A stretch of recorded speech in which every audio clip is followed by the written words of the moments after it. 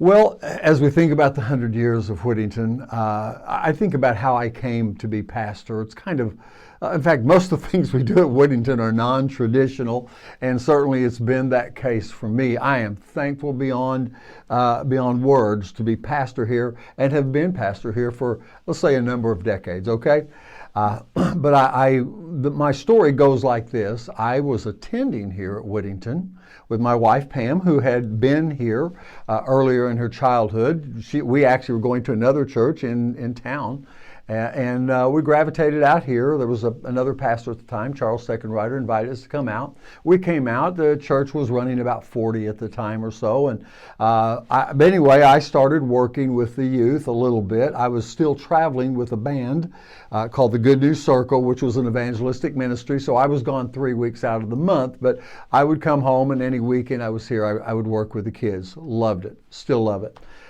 I left the Good News Circle, and that's kind of a unique story for me. I was on a stage in Wichita, Kansas, at the Civic Center there, and we were having what we called a crusade back then. I was the drummer and did the newsletter. But anyway, I was there. I was behind stage. They were doing the offering, and I've never felt the call of God to pastor. But what I felt God saying to me, no doubt in my mind, as real as I'm sitting here recording this message to you now, is I heard God say to me, go home to Southern Illinois.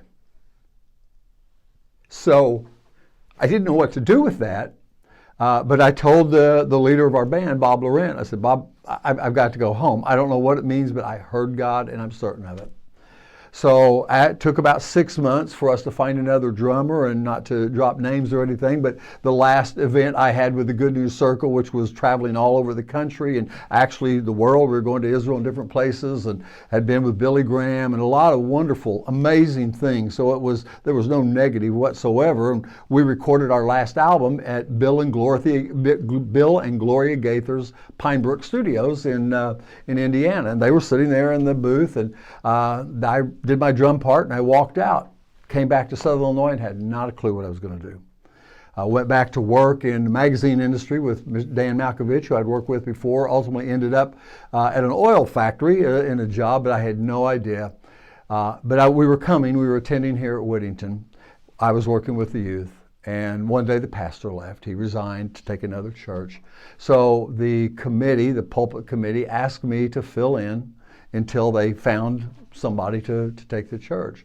So I did that for probably 4 or 5 months, and maybe there were some others that came in, but ultimately the committee came to me and asked me if I would take the church on a full-time basis. I had told God that I would do anything, I would serve Him in any way except pastor a small country church. I figured that was the death knell of anybody, and I was 22 years old at the time, or 3. So I figured this isn't the way to start, this is the way to end. But nonetheless, God used those months to condition me, to tell me, to show me, to get my attitude right, because this is exactly where I needed to be. Sorry. And I think about what God has done.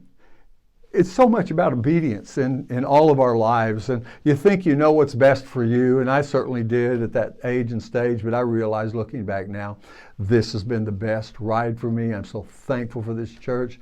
I'm thankful for being a part of it, them allowing me to do what I've done in whatever capacities of ministry. Really, it isn't about me at all in this church. This church has always had a heart to reach out to the community and to allow people to try things. And I am so thankful for that. God planted me in exactly the right place.